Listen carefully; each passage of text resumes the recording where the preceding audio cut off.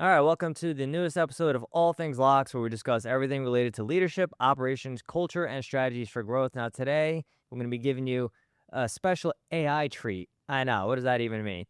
AI is everywhere these days. Everybody's familiar with the chat GPTs of the world, the Geminis. Healthcare is getting very prevalent. There's also a lot of question marks around it regarding what do we utilize, how much should it cost, what resources are actually going to help us as the physicians or the clinicians, what resources are going to actually help patients and the employees.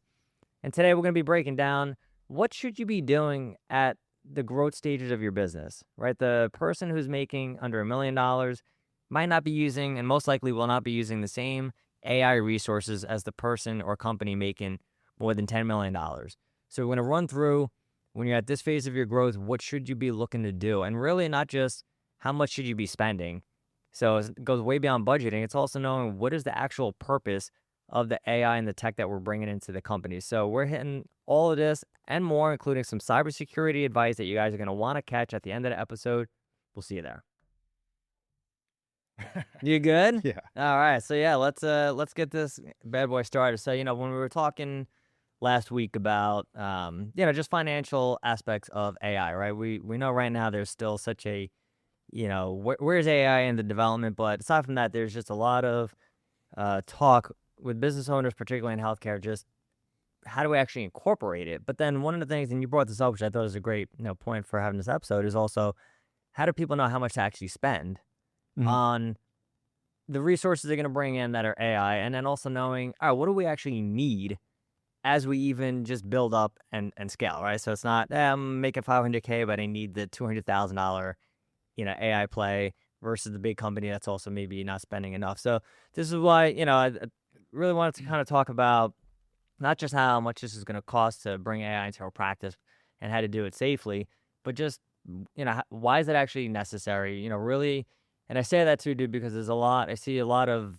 medical professionals, particularly doctors, who the big gripe is, all right, there's a lot of tools being developed for us, but we're not really part of the build out. So there's still a lot of hesitation, but I don't also think that people fully understand what's the best way to actually bring this into our practice. Well, there's one thing that you said that was really good.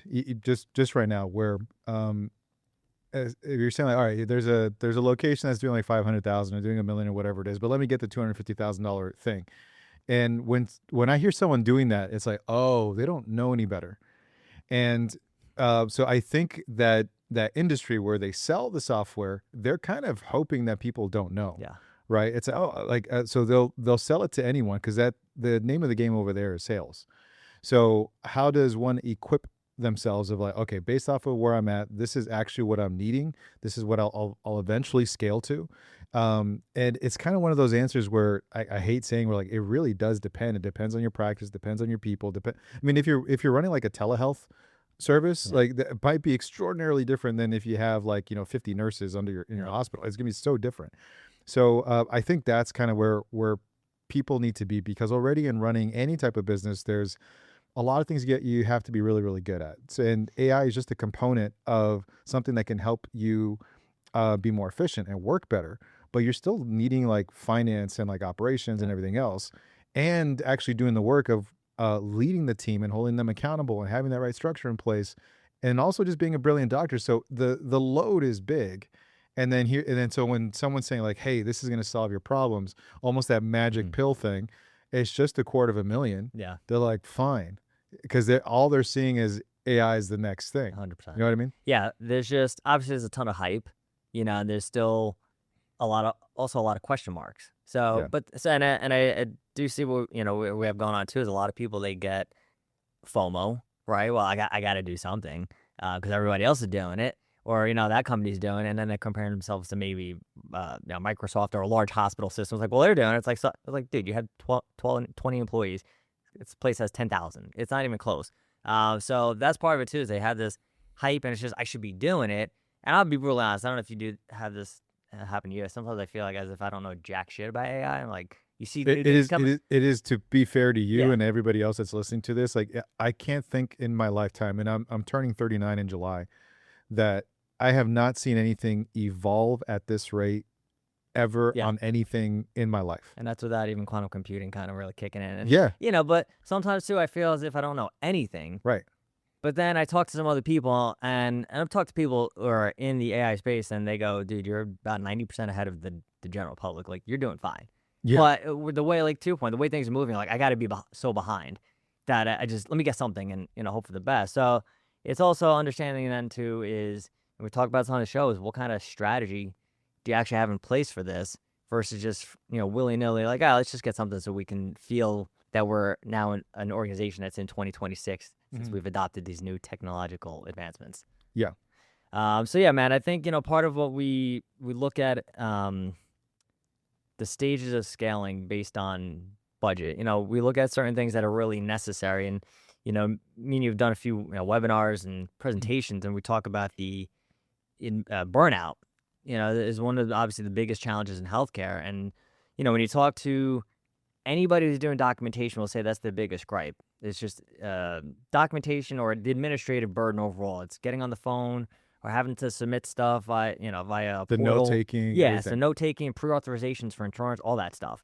And I think it was 84. Like recently, I forget what study it was, but 84% of physicians noted that their administrative burden that they're dealing with from their own organization and insurance is basically really creating the biggest impact on whether or not they stay in the field, which is freaking crazy to think about that. You're going to maybe have a great clinician, just like, you know what, I'm just going to check out because I can't even treat patients. I'm just, all my time spent doing this.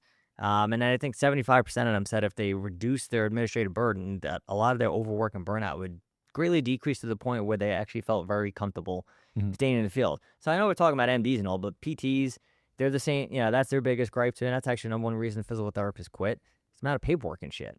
So when we're talking about where do we start, and I'll kick that over to you. I'm the small practice making, maybe I'm a physical therapist or a chiropractor. I'm making under, making under $1 million. Where do I even begin? So that's a really good one. Just to reiterate that stat, so it's like 3/4 of all physicians that have been surveyed, and there was a lot of them, that reducing administrative burden could meaningfully improve physician overwork and burnout. That's a lot. Like if 75% of anything, that's a pretty stout statistic.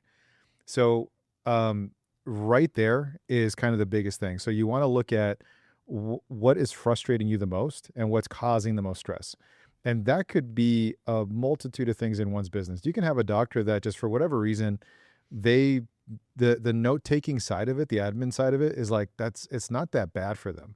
It's maybe something else. It's maybe it's a scheduling or something with their system that's pretty broken. Like maybe there's things that are not communicating with each other in the right way, that's maybe causing problems. So when you're thinking about it, so there's kind of two stages. The one is in the now, like what is happening now that's pissing me off, that's upsetting me, that's grinding my gears, that's making life harder. Like, can we point to that thing?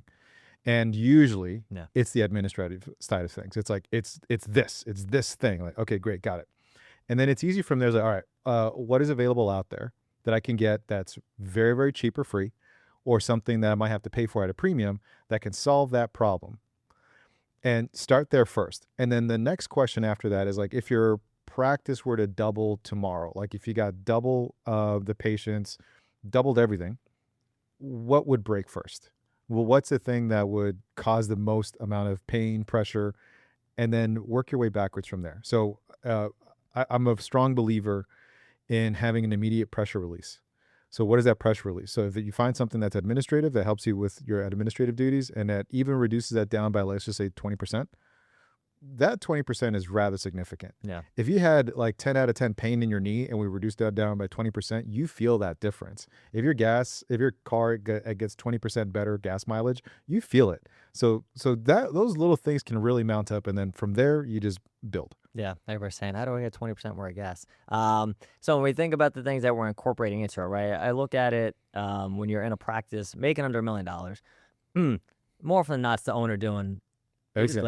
everything, right? They're like, oh, maybe I'm the front desk sometimes, I'm the biller, I'm this and that. So it's how do you really buy back some time? Because that's always, I think the biggest challenge is I'd like to grow, but I'm just doing so many different things throughout the day. I don't even have time to think about hiring successor. So then from that standpoint, I look at it and say, all right, we got to free up a few hours for you, a few hours a week, which then you can maybe work on your business or do some interviews, actually have maybe your new director come in so you can actually start to grow. So I look at even some simple things, dude, because I know some people say, well, I can't afford a marketing person. So what do I do? Plenty of options, but if you said, all right, how can you use something such as ChatGPT or Gemini to help maybe with your marketing? Or can you bring in, you mentioned documentation and we talked about the numbers. Can you bring in some kind of scribe? And I get it, the NLP, a lot of them aren't good. There are good ones, and they're getting better and better. So what might not be good now, to your point about how fast things are evolving, Yeah. all right, it might stink now, but come back in 2 months, and it might actually be something that's going to save you hours and save each provider hours. So basically, basic automation, intake software, even you mentioned scheduling. Can we create something that just makes that process less redundant for maybe the one front desk person you have or for you as the owner? And honestly, you mentioned about being more efficient. It's not a matter of just buying back time, but are these things also going to make it easier for maybe the patients in some capacity too, right? So that's where I say if you're starting out, and where do I go? That's probably a few of the major areas I'd say start there first. And that actually, to your point about it being a pressure relief, what would you do with 5 hours extra a week? Mm-hmm. Right? It's huge. So then what happens then? They get to that business owner gets to that $1 million mark. Maybe they invested in some of these tools. They got some more time. They can grow it now, grow the business. Where should they then be looking to incorporate the next set of tools as they've gotten into that second phase of growth, so to speak? I would say it'd be like operational leverage. So you want to look at technology that can help you with like maybe phone agents, automated recalls. The thing that'd be really helpful at that size is anything related to insurance. If you can find ways to reduce down your denials, marketing automation is also really, really good, and workflow automation. So there's a ton of really good tools out there that can help you with that, because that's one of the things that you can kind of put into an AI, because there's a couple. There's a few that you can put in where you're just talking about like, this is where my business is at, this is what's happening, this is what's breaking. Make suggestions, and they can actually even something as simple as like Claude or ChatGPT, Grok, several others, even kind of like middle of the pack, even lower the pack, can kind of identify those things pretty easily and also give you alternatives or give you things that they can help you with. And to me, the biggest thing when you're there is making sure that you're protecting cash flow and finding out the things that's going to be hurting. So I think the workflow, but also anything around insurance, I think that's going to be major. So 100%, man. And when you talk about insurance, right? So there are some tools you can plug into the system that you already have, right? And oh my gosh, who we have on? Our boy Moshe. Forget what episode he came in. Moshe Tyke, and he was talking about his basically his platform that plugs into current insurance systems that people have to help them with denials, help them see, all right, is the work actually getting done, where we're at in the process. So little things like that. They sound little, but they go a long way for sure. Getting pre-authorizations done automatically without having support staff having to do that. And then I know some people are gonna say phone agents, AI. Come on, dude, we like a human touch. But then I also think about how many offices have major problems with just even answering the phone, right? So what do you want? Do you want the patient to actually call in, speak to somebody, and speak to somebody kind of quick? I would say, because I've definitely had the experience. And I don't think it's just a Vegas issue, but you call in as a new patient and I'm on hold for 15 or 20 minutes. And to me, that's just crazy. Like, how do you're just setting the standard for a new patient of this is how we kind of run our shop here, so to speak. This is how we run our practice. And that is an area that I think is also getting better, is the phone agent side. Like if there's one area that's really evolving, I would say that's definitely one of them. And you can I think one of the worst things someone can do is think like, oh, phone agent, and it's an immediate substitution. Like, all right, let me fire my person and get that. That not always the case. No. So you can get like elements of it. I remember there's a lot of home services companies that are doing that, where if the call is missed, instead of it going to voicemail, the AI catches it and just says like, hey, this is Dan's AI voicemail. You could talk to me like a regular person. I'll take the note down, make sure it's done right. And so instead of just hearing like what we know as like a voice recording, you can actually go back and forth. And then now the AI is saying like, okay, so you want to talk about this prescription or this reschedule or this. Okay, awesome. I'll get that over to him immediately and have him call you right back. Yeah. And so it's not going there, but it's going there. And then that AI can determine whether or not to send it to which place, if it's like an admin or if it's updating something on the calendar, and it's done all the way. And then they can just send an automated text back through the owner, like, hey, I got your voice message. I got it. I'm on top of it. Thank you. Yeah. And you're not Yep. replacing the phone person, No. but you're taking like little bits and pieces. So you get to decide how entrenched and integrated those AI phone service agents are, or if it's just little bits that just improve the customer experience. That's the thing, and I appreciate you saying that. We're not talking about here's how to fire. Completely. Yeah, I mean, I won't mention who, but somebody did that, a few months back on social. It's like, here's how I fired my whole marketing team, and they're very big in this, in the business space. And that person got destroyed, and I was like, bro, that's not a great message, man. I'm like, we're trying to use this how to actually get the people who we hired, who we ideally believe have skill, to get them to use their skill more. Versus, I'm tied up and I can't answer the phone. So at least the client, or in this case, the patient, is still getting service. So it's complementing, I think, is the operative word here. Yeah, because it feels like the pendulum is swinging in the other direction. There's this term that came out probably in the last like year and a half. Who's heard of the word like AI slop? Yep. Right? That AI is getting really, really good, but in a lot of other areas, it's also getting very sloppy. And our eye and our ear is really picking up on that at a high level. And so things are swinging in the other direction of people are hiring like really good marketing minds that Yeah.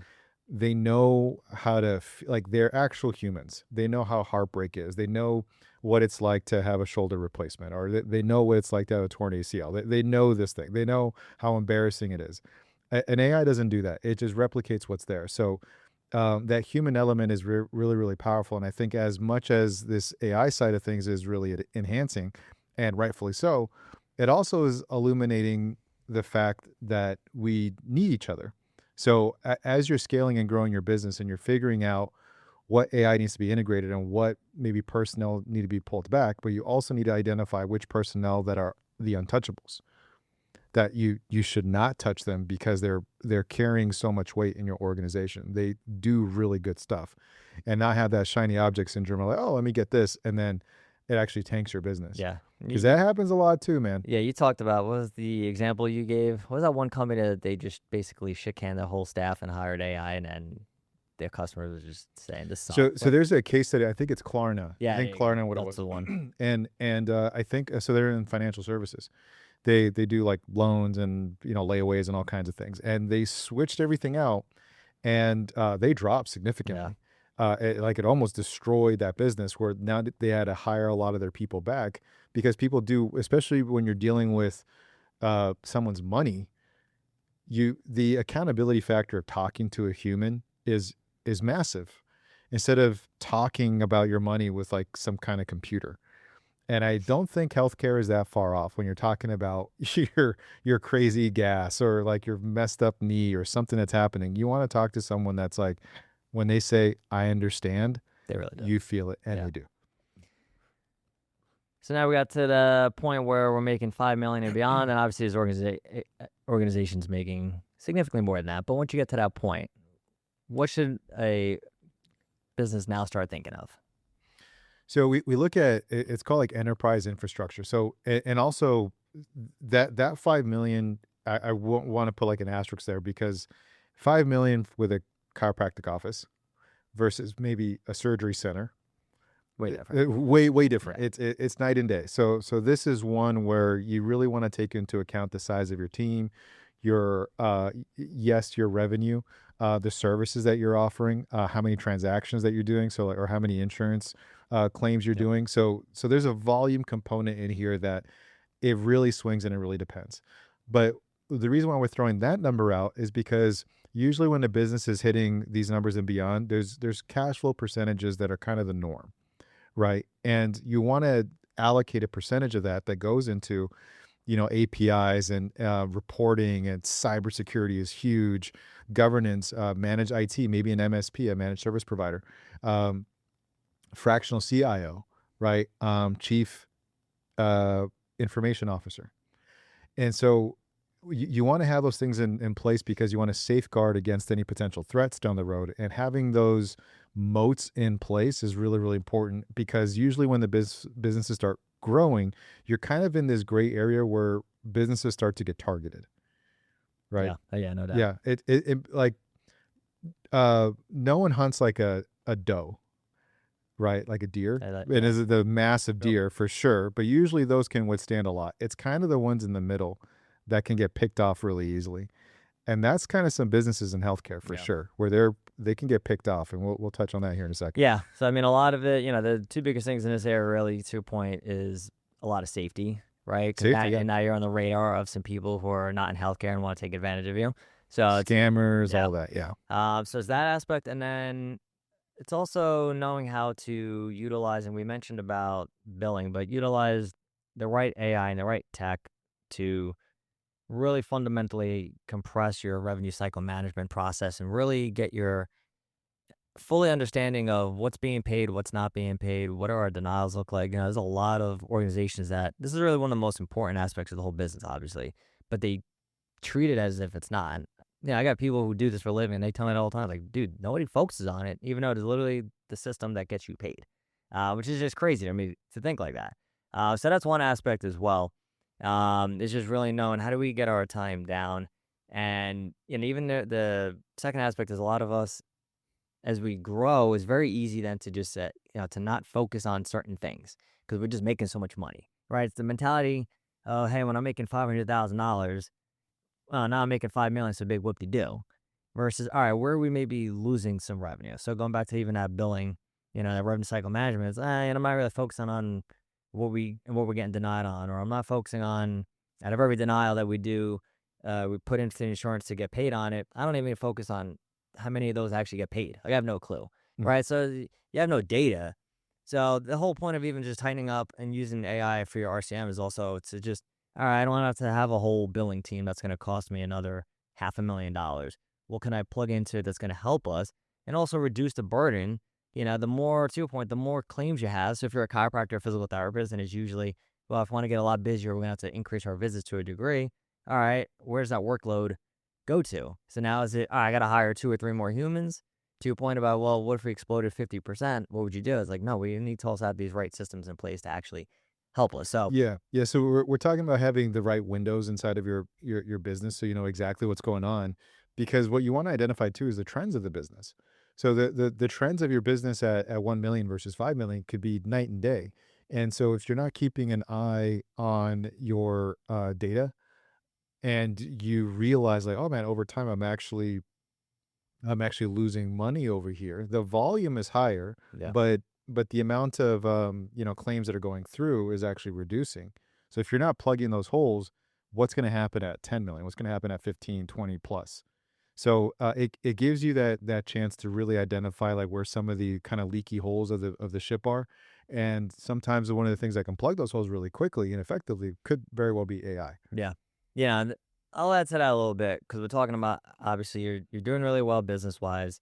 It's very easy just to let's get the best, the sexiest thing possible, which definitely could be a benefit. But then there's also this aspect, and me and you were talking about this the other day. Prior company I was with, we ended up at some point getting Salesforce as our CRM, which is obviously one of the It right. can be done right or it can be done wrong. I've Yeah. used Salesforce, and it's So either a dumpster fire or it is dude, really good. so and then the company, and then I never dove into it because for me at that point I was like, "All right, I don't need to know all the back end stuff on this." So like in retrospect, maybe I should have, but I didn't. So, and then the company splits up, and then we're evaluating what do we keep, what do we get rid of, and I'm looking at Salesforce and just saying, "Damn, bro, this shit's obviously not cheap.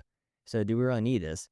And then I started diving into what it actually can do, and we were using maybe 10% of its capabilities, Yeah. which obviously for me is still, I think it's just a waste. So I think it's aspect too of just not necessarily looking at what's the sexy, what's the brand name, so to speak. It's are we going to actually use it to our fullest versus, all right, maybe we can get this thing that's half the price and actually has the capabilities for what we're going to need and also probably use.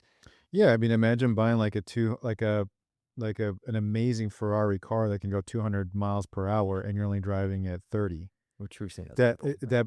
that makes like literally no sense. Like who would do that?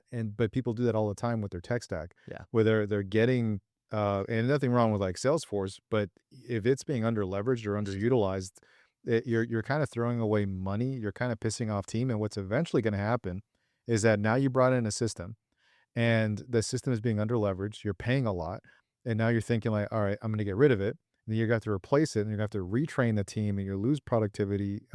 Sometimes what ends up happening is like the teams start looking at you differently. We're Yeah. like, man, like you're gonna switch this shit again? Like fuck, like I just got the hang of it. It's not my fault that it's being under leveraged. It's your fault. Yeah. And now you're switching it up again. I have to learn something new all over. And then who's to say that the next thing won't be under leveraged either? So you see this kind of cycle that ends up happening too, as well. And that really hurts team morale and culture. But it's also heavy on the pocketbook. So be mindful of that. Yeah, no doubt. And then I will say the other aspect of when you're in this larger, multidisciplinary or maybe just one location doing really well is just maybe. And I don't think too many people do this, but I feel like it deserves a little bit of a mention of, hey, maybe instead of hiring, we want to build out a lot of stuff because we're growing, we're bringing on new services. So I just want to maybe have one of the people in house learn how to use Claude Code. That's obviously getting very popular. You can how much stuff you could build out with no coding experience whatsoever, right? So it's all right. I could build out this new website or a product page or whatever it may be. And I thought it was interesting. I think it was last month that some of the larger companies who were just basically Microsoft's of the world, but they're saying let's just use Claude Code and we don't have to get humans to do the job. Then they're saying, this shit's actually more expensive based on how much we're using it. It's more expensive than what a human would cost. So there Yeah. is, right, some aspects of obviously being smart with what you're buying. But then if you're just at a point, again, this is maybe for somebody small too, who says, hey, I can build stuff out. I don't have a lot of money. It's also, all right, this actually might be more expensive for me in the long run. So it's just, I would say an aspect of like planning for the future when you're investing into any of this, like you should for really anything that you bring in of, all right, is this actually going to be cheaper in the long run or am I actually just hurting myself? And on that note of building out for the future too, as well, is um, just because something is available to you, it doesn't mean that maybe that's what you want. Yeah. Um, what one of the things that's being marketed with AI is like now I can scale it better, now I can grow the business better, Yeah, no and doubt. that's totally cool. But sometimes like people don't want that. Like it's this thing that's installed of like you should do this, you should have that.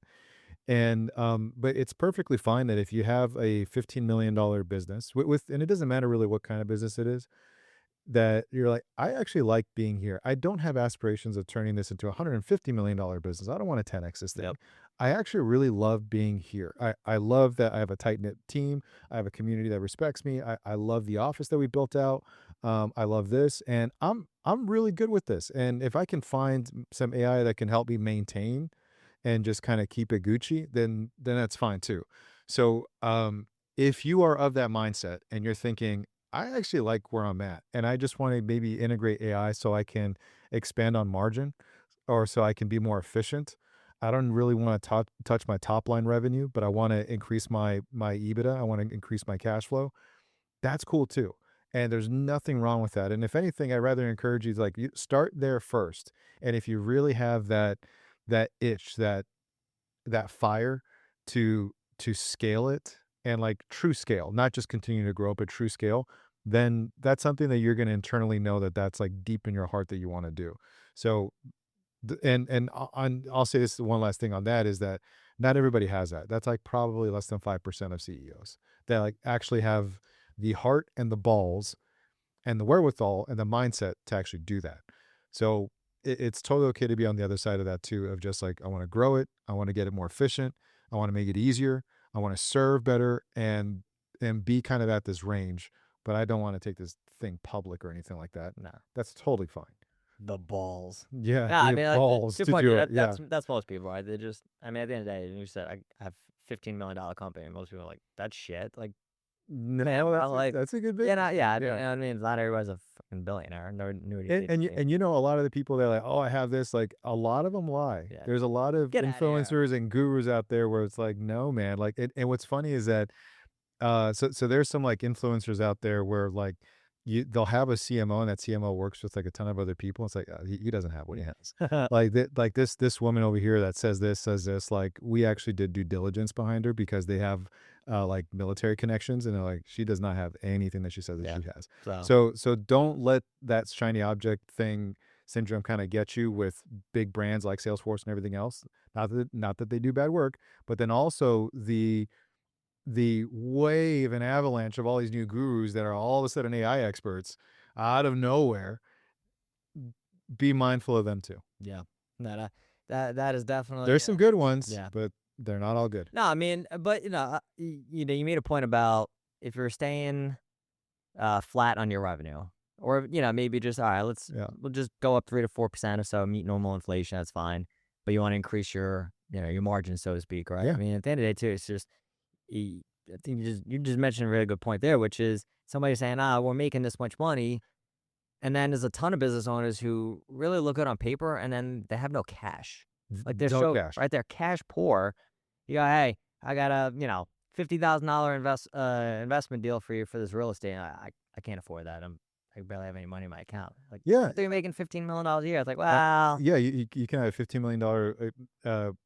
million a year business at 20%, or 30 million dollar business and they're at 5. yeah, Which one's more valuable? that's It's the 15. yeah, no doubt, dude. So it's a big dick kind of measure. Like Yeah, it's not what that is. So don't get blindsided by stuff like that, because it's to people that know that's not yeah. sexy. Hey, I It's made not. 15 million, but I only I spent 13, and then I spent another half. I was like, how much did you take on? Like, probably as much as my employee. It's like, what are you talking about, dude? Right. So this is what we're saying, like how to be efficient with it, how to utilize it, not to just shit can people, but how do we actually compliment people in a productive kind of fashion. So we talked a lot about some of the stuff you could bring on, AI receptionist potentially, somebody to maybe helping with scheduling, but then what tools can be even utilized, because another aspect I've heard from small business owners in healthcare is I don't have time to recruit. So can you bring on or utilize an AI recruiter, so to speak? And it's already great. I mean, Indeed, I think, has something like that built in now. Haven't used it, so I don't want to say go use it. It's the greatest thing ever, but I'm pretty sure they're starting to put stuff in there that just makes the process a lot easier and cost effective, because we know how expensive recruiters can be. Provide a service, but obviously you're paying 15 or 20% of your new employee salary to the recruiter. So I know some people are a little gun shy. And then just even some simple stuff, man. Some tools to look over data. Mhm. I think that's a hard part for people is, all right, collect the data, but then, What does it actually say? yeah, either I don't have the time to look at all of it, right? So you maybe ask some, clinic owner, what's your cancellation rate or what's your retention rate? And I don't know. So, okay, let's get the data. And then what does data say? I'm not really sure. Either I don't have the time to look at it, or I'm just not really sure what it's actually telling me, right? So it's all right. AI can help you with that. What does it mean? So yeah. So and It'll the see the patterns, yeah. yeah, and the cool thing about that is that let's just say you're bringing on just a receptionist, a scheduler, recruiter, a marketer. If you're bringing on like an analyst, an executive assistant, the list goes on, right? So you're creating everything to attract the talent, and then you're filtering through the talent, and then you're interviewing the talent, and then you're onboarding the talent, and then the talent then gets to a point where they can, especially after their 30, 60, 90-day evaluations, then they can shine. That's a big amount of time. It's a chunk amount of time, and not everybody has that. So with the AI receptionist, the AI scheduler, AI recruiter, AI marketer, AI executive assistant, analyst, documentation assistant, AI meeting recorder, these are things, if you think about it, you can test the efficiency and the efficacy of those things quickly. So you can put something in there and be like, this doesn't work, or I don't really like it. And you could pull it out. You could probably do that like in a couple of days. You could realistically do it in an afternoon, depending on who you have helping you, or if you're just astute in this. So you're able to see like, oh, this is actually really, really good. I am going to get an executive assistant, but now I can take like half of what I would be having my executive assistant do. And like, I can still hire somebody, and it could be part-time. So I could still provide a job to someone that wants that part-time work, but I'm not coming out of pocket as a full-time work, because I have an AI and executive assistant they can work together on. So there's so many ways to kind of skin that cat and puzzle this whole thing together. And it really, really goes back again to the needs and the mindset of the entrepreneur, that you don't want to have that kind of a shiny object syndrome, but also the FOMO and the other areas of it that'll make you make decisions that are rushed or wrong Yeah. altogether. Yeah. I would add one thing to that too, when we talk about cognitive overload, or just I'm so tired, I don't even want to make decisions, or I can't look at any more data. At the end of the day, I'm freaking fried, right? So it's also being able to say, all right, maybe I can. So to your point, what do I need, right? What are some of the things maybe I'm having challenges with? And then is there a solution for that? So maybe, Antonio, I'd love to get more involved in the business and understand my numbers. I'm just so exhausted by the end of the night, and on the weekend I want to spend time with my family. I get all that, but you're not using all your resources appropriately either. So it's understanding too, like where am I struggling and what could potentially fill the gap. Now we're talking about um, all these amazing instruments, some of them super basic to a little more advanced.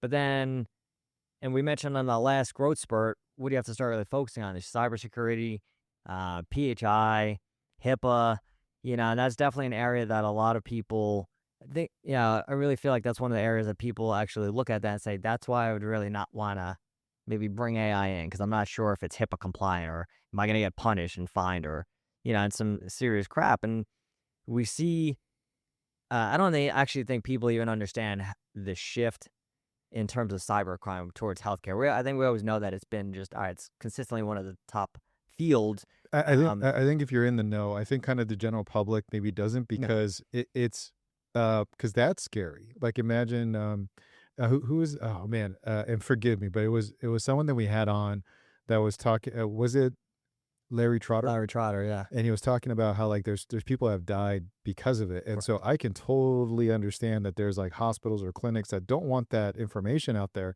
That like, oh, our ship is not tight where like this information leaked and someone's information got held Yeah. ransom and they needed life-saving surgery. You know what I mean? Yep. And so that's not if there's anything that's being hush Yeah. hush, it's that. Yeah. So, but that's your point. With people in healthcare, yeah, we know we get hacked a lot, blah, blah, blah. But the biggest thing is the number of breaches that are going on. And then the way, and this is something that Larry brought up, the ways that they're actually doing this, right? And it's not I think the Nigerian prince scheme has run its course, so to speak. But I mean, like just alone in, I think it was a healthcare organization reported 275 million breached records in 2024. They don't have up-to-date numbers, but that was double from 2023. So more records are getting breached. Your point about the patient who died, that's what happened, right? The records got breached. The hospital, I think that was doing a surgery, couldn't access their records in a timely fashion to know what the hell to do, and the patient ended up passing away. But then when we look at what's the average incident cost, about $11 million. Now, a lot of these are tied to large organizations like Kaiser Permanentes of the world or JFK, JFK Hospital in Jersey, large hospital systems. But now we're starting to see those large entities get protected better. Yeah. So now if you're So you're moving the yeah, down. now if Yeah. you're some kind of loser sitting behind a computer saying, where do I go next? It's a small practices. So it's not even maybe the organizations that have 100 employees making 10 million. Maybe it's the organization making $2 million. The ones I always thought, we're fine. We don't need this, right? It's not a big deal. But then we think about, I guess I would ask you guys out there if your EMR or EHR went offline for a day, what would that be like? Or if, for 2 weeks, be going back to the days of paper notes, right? And I've had that happen. I've had not hacked, but I've had my EHR just go down for the whole day. And it's a pain in the ass. Even if it just, all right, I saw 30 patients today. I couldn't do any notes of those patients. So now your next day rolls around where you have another 30 patients. So it's when am I catching up on those notes? So imagine doing that now for a week. Yeah, if you got hacked, you'd be like, I'm not gonna do no. I'm gonna quit. Like, so that's why it's not a big deal. It's like that alone can create issues because then it's also, well, now all these EMR systems, they're all tied into billing. It's not as if I could just say, hey, Antonio, in the billing, this is what I did with these patients. Like, no, dude, you got to enter it into the system. So now we can't get paid for that week. It's delayed. So that's a pain in the ass. But, one of the things that I really appreciated Larry talking about is how many of these cyber attacks are now happening due to, emails. An employee gets an email. I think we've all gotten that.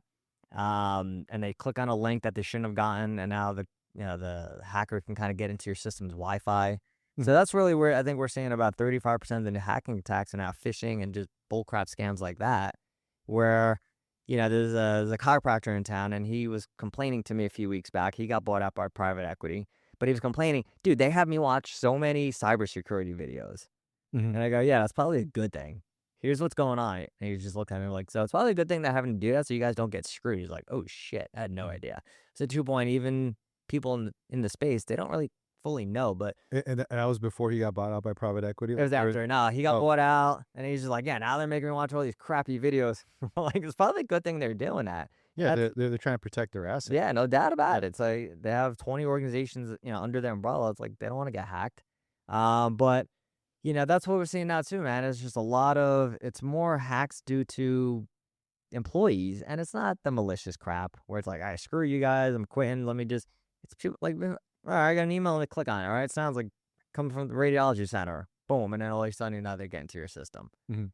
So that's part of it too, guys. Is just when it's not all doom and gloom, but there's also questions you need to ask when you're w- you know getting into these kind of tools, and maybe you're getting into business with a vendor that uses a third party. That's something that we see a lot of, which is the third party vendors, are they HIPAA compliant?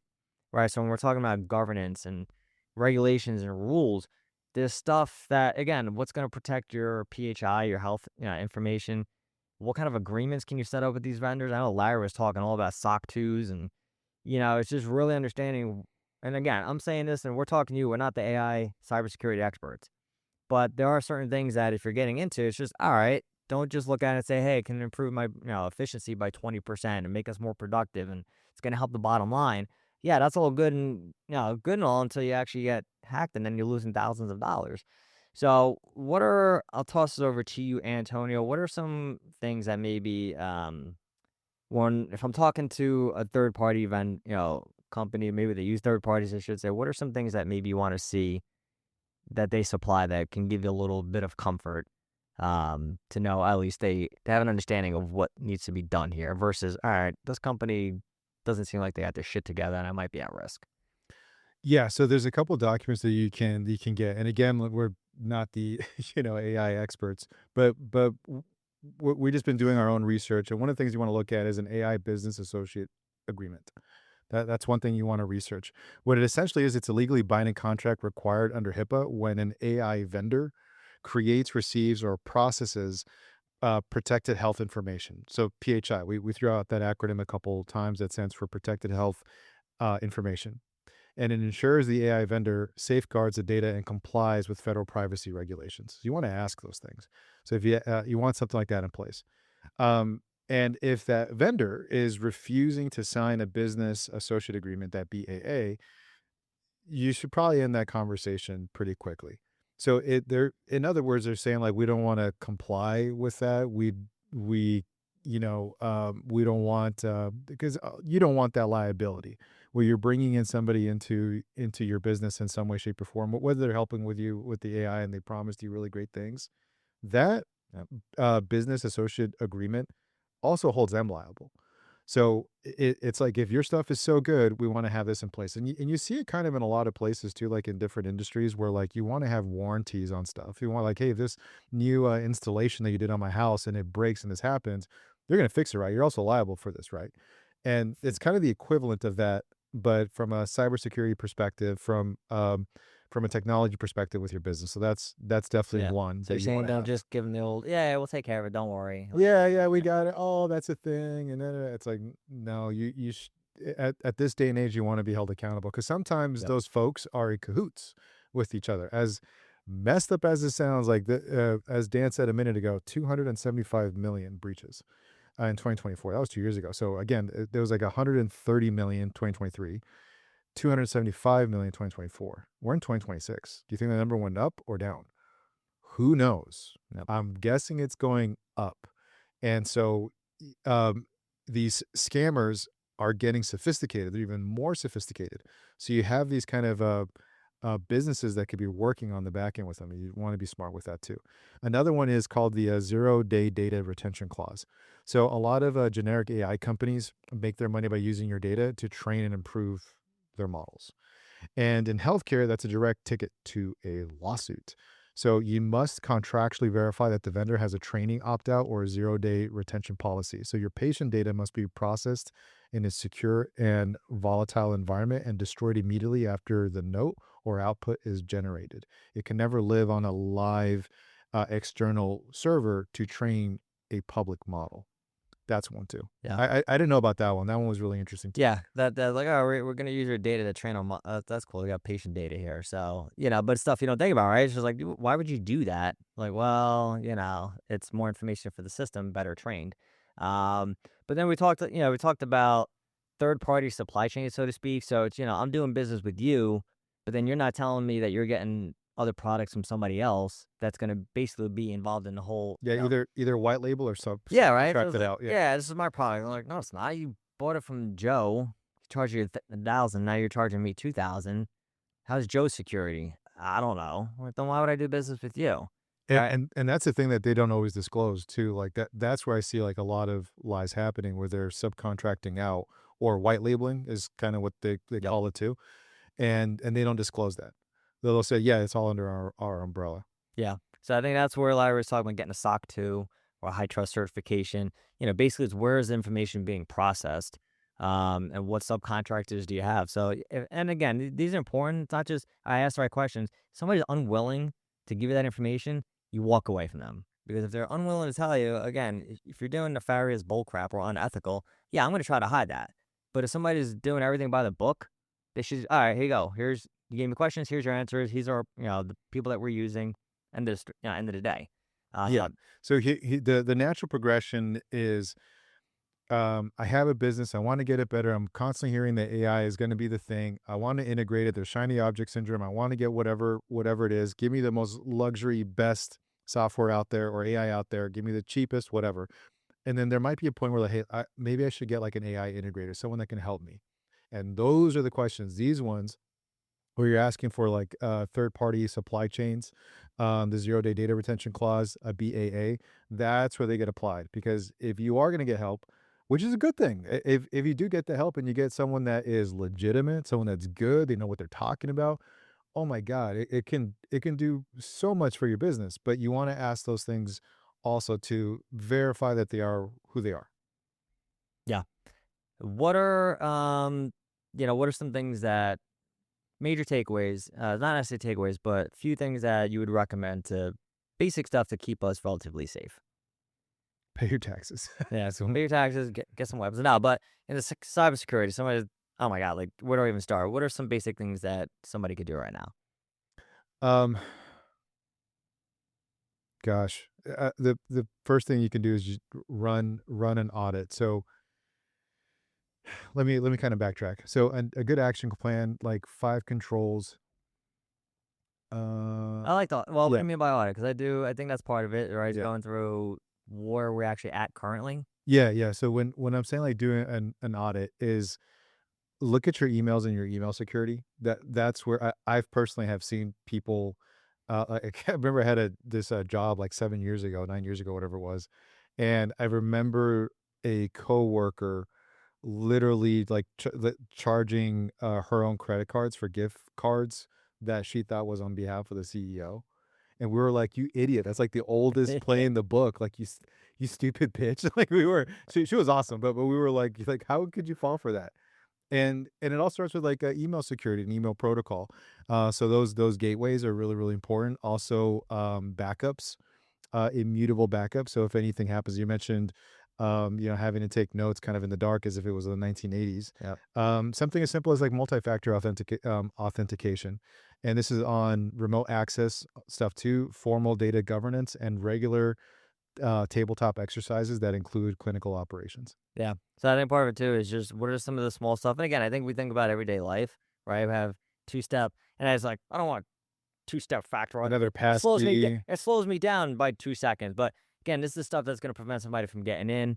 Yeah, email training. It's not just secure pathways, but it's just all right, guys. Like, let's talk about what links not to click on, when to ask questions. So even those tabletop exercises, going through some scenarios of all right, what happens if, what happens if somebody does click on this or somebody you gotta go through that. I know a lot of people tend to wanna not think the worst will ever happen, right? But plan for the worst case scenario, hope for the best.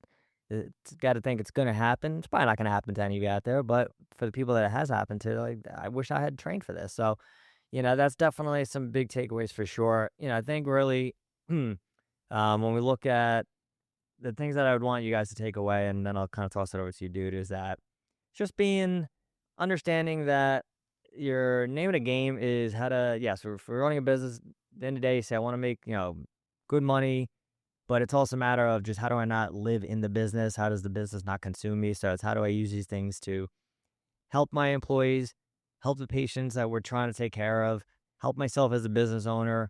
Where can I save some money without having without feeling like I need to replace employees? How can I actually just bring this in a way that makes them more productive and focuses on higher leverage activities? And, from a standpoint of, at least my big takeaway would be just something you just went over, which is just do an audit now in the sense of not necessarily where you're just at with your own cybersecurity and your own safety, but just do an audit of your own business of just where could AI potentially help us out. I think at the end of the day, we talked about those small organizations that struggle sometimes because the owner's so into it. It's just, I don't have any time. You got to give yourself some time too to actually sit down. And if you're saying, dude, I don't even know where to start with AI, well, you got to give yourself some time to see, like, write down where are we struggling at? Where could Yeah. this help me?